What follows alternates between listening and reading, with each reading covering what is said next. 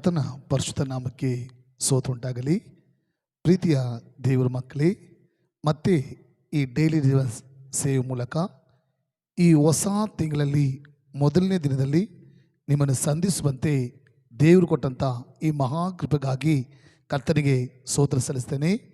ಪ್ರೀತಿ ದೇವರ ಮಕ್ಕಳೇ, ಇವತ್ತು ಕೂಡ ಸತ್ಯವೇದದಿಂದ ನಿಮ್ಮನ್ನು ಬಿಡುಗಡೆ ಉಂಟು ಮಾಡುವ ಒಂದು ಆಶೀರ್ವಾದ ವಾಗ್ದಾನವನ್ನು ಓದಿ ನಿಮ್ಮ ಬಿಡುಗಡೆಗೋಸ್ಕರ ಈ ತಿಂಗಳ ಆಶೀರ್ವಾದಗೋಸ್ಕರ ಪ್ರಾರ್ಥನೆ ಮಾಡಲು ನಾನು ಆಸೆ ಪಡ್ತಿದ್ದೀನಿ.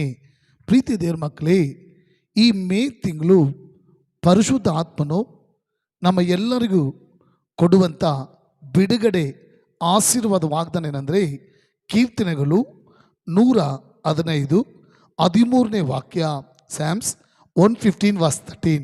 ಕೀರ್ತನೆಗಳು 115:13 ವಾಕ್ಯ ಈ ರೀತಿ ದೇವರ ವಾಕ್ಯ ಬರೆಯಲ್ಪಟ್ಟಿದೆ: ಇಸ್ರೇಲನ ಮನೆತನದವರನ್ನು ಆಶೀರ್ವದಿಸುವನು. ಆಮೇನ್. ಪ್ರೀತಿಯ ಸಹೋದರ, ಪ್ರೀತಿಯ ಸಹೋದರಿ, ಮೇ ತಿಂಗಳು ಬಂದುಬಿಡ್ತು. 1ನೇ ತಾರೀಕು ಈ ತಿಂಗಳು ನನಗೆ, ನನ್ನ ಕುಟುಂಬಕ್ಕೆ, ನನ್ನ ಅಗತ್ಯಗಳಿಗೆ, ನನ್ನ ಸೇವೆಗೆ, ನಾನು ಮಾಡುವ ಕೆಲಸ, ಬಿಸ್ನೆಸ್ ಹೇಗಿರುತ್ತೋ ಎಂಬುದಾಗಿ ಯೋಚನೆ ಮಾಡ್ತಾ ಇದ್ದೀರಾ? ಭಯ ಪಡ್ತಿದ್ದೀರಾ? ಅಯ್ಯೋ, ಈ ತಿಂಗಳು ನನ್ನ ಅಗತ್ಯ ಅಧಿಕವಾಗಿದೆ, ಯಾವ ರೀತಿ ನಾನು ಅದನ್ನು ಸಂಧಿಸ್ತೇನೆ ಎಂಬುದಾಗಿ ಭಯ, ದಿಗಿಲು ಪಡ್ತಾ ಇದ್ದೀರಾ?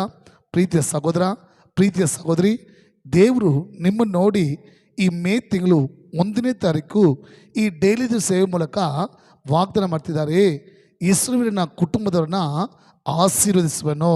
ಆಮೇಲೆ ಪ್ರೀತಿಯ ಸಹೋದರ, ಪ್ರೀತಿಯ ಸಹೋದರಿ, ಇಸ್ರೇಲ್ ಕುಟುಂಬ ಅಂದರೆ ದೇವರ ಮಕ್ಕಳು.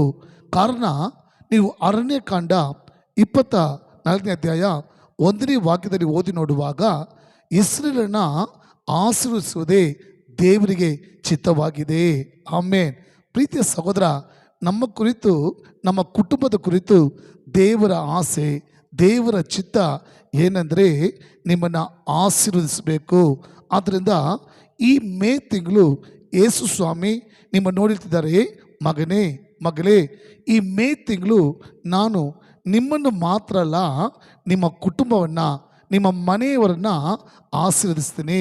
ನೀವು ಮಾಡುವ ಕೈಯಿಟ್ಟು ಪ್ರಯಾಸಗಳನ್ನು, ಅಂದರೆ ಬಿಸ್ನೆಸ್, ಕೆಲಸ, ಸೇವೆ, ನಿಮ್ಮ ಎಲ್ಲ ಕಾರ್ಯಗಳನ್ನು ಈ ತಿಂಗಳು ಆಶೀರ್ವದಿಸಿ ನನ್ನ ಮಗಿಮೆನ ತೋರ್ಪಡಿಸ್ತೀನಿ. ಅದರಿಂದ ಈ ತಿಂಗಳು ಏನು ಮಾಡೋಕ್ಕಾಗುತ್ತದೆ, ಏನು ಮಾಡಲಿ, ಹೇಗೆ ಈ ಕಾರ್ಯವನ್ನು ಸಂಧಿಸಲಿ ಎಂಬುದಾಗಿ ದಿಗಿಲು ಪಡಬೇಡಿ, ಯೋಚನೆ ಪಡಬೇಡಿ. ಕಾರಣ, ಇಸ್ರೇಲಿನ ದೇವರು ನಮ್ಮ ನೋಡಿ ವಾಗ್ದಾನ ಮಾಡ್ತಿದ್ದಾರೆ: ಮಗನೇ, ಮಗಳೇ, ನಿನ್ನನ್ನು ಮಾತ್ರ ಅಲ್ಲ, ನಿನ್ನ ಕುಟುಂಬವರನ್ನು, ನಿನ್ನ ಮನೆಯವರನ್ನು, ನೀನು ಮಾಡುವ ಎಲ್ಲ ಕೆಲಸವನ್ನು, ಸೇವೆಯನ್ನು ಆಶೀರ್ವದಿಸುವನು.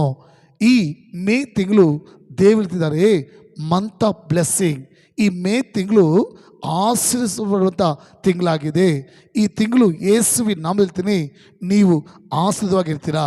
ನಿಮ್ಮ ಕೆಲಸ, ನಿಮ್ಮ ಕಾರ್ಯ, ನಿಮ್ಮ ಕುಟುಂಬ, ನಿನ್ನ ಮಕ್ಕಳು, ನಿಮ್ಮ ಸೇವೆ ಯೇಸು ಕ್ರಿಸ್ತುವಿನ ನಾಮದಲ್ಲಿ ಆಶೀರ್ವಾದವಾಗಿರ್ತದೆ. ಕಾರಣ, ಇಸ್ರೇಲ್ ಕುಟುಂಬದವ್ರನ್ನ ಆಶೀರ್ವಿಸುವುದೇ ದೇವರ ಚಿತ್ತವಾಗಿದೆ.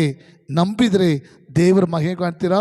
ವಿಶ್ವಾಸ ಮಾಡಿದ್ರೆ ಈ ತಿಂಗಳು ಪೂರ್ತಿ ದೇವರು ನಿಮ್ಮನ್ನು, ನಿಮ್ಮ ಕುಟುಂಬವನ್ನು ಆಶೀರ್ವದಿಸಿದ್ದಾರೆ. ಪ್ರಾರ್ಥನೆ ಮಾಡಿರುವ ಪ್ರೀತಿಯ ಪರಲೋಕ ತಂದೆಯೇ, ನಮ್ಮ ಕರ್ತನಾದ ಯೇಸುವೆ, ನಮ್ಮೊಳಗಡೆ ವಾಸ ಮಾಡುವ ಪವಿತ್ರ ಆತ್ಮನೇ, ಇದೋ ಈ ಮೇ ತಿಂಗಳು ಈ ಡೈಲಿ ದಿವಸ ಸೇವೆ ಮೂಲಕ ನಮಗೆ ವಾಗ್ದಾನ ಕೊಟ್ಟಿದೆಯಾ.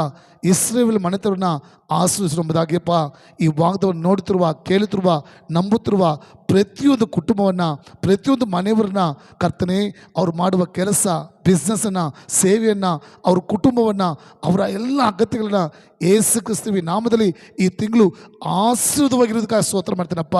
ಈ ತಿಂಗಳು ಮಂತ್ ಆಫ್ ಬ್ಲೆಸ್ಸಿಂಗ್ ಅಂತ ಹೇಳಿದ್ಯಾ, ಈ ತಿಂಗಳು ಆಶೀರ್ವಾದ ತಿಂಗಳು ಅಂತ ಹೇಳಿದ್ಯಪ್ಪ. ನಾನು ನಂಬ್ತಿದ್ದೇನೆ. ಈ ಡೈಲಿ ಮೂಲಕ ನಂಬ್ತಿರುವ ಪ್ರತಿಯೊಬ್ಬರ ಮೇಲೆ ನಿಮ್ಮ ಆಶೀರ್ವಾದ ಈಗಲೇ ಇಳಿದು ಬಿಟ್ಟಿದ್ದಕ್ಕೆ ಸ್ತೋತ್ರಪ್ಪ. ಎಲ್ಲ ಘನ ಸ್ತುತಿ ಮಹಿಮೆ ನಿಮ್ಮೊಬ್ಬರಿಗೆ ಉಂಟಾಗಲಿ, ನಮ್ಮ ಜೀವನ ತಂದೆಯೇ. ಆಮೇನ್. God bless you.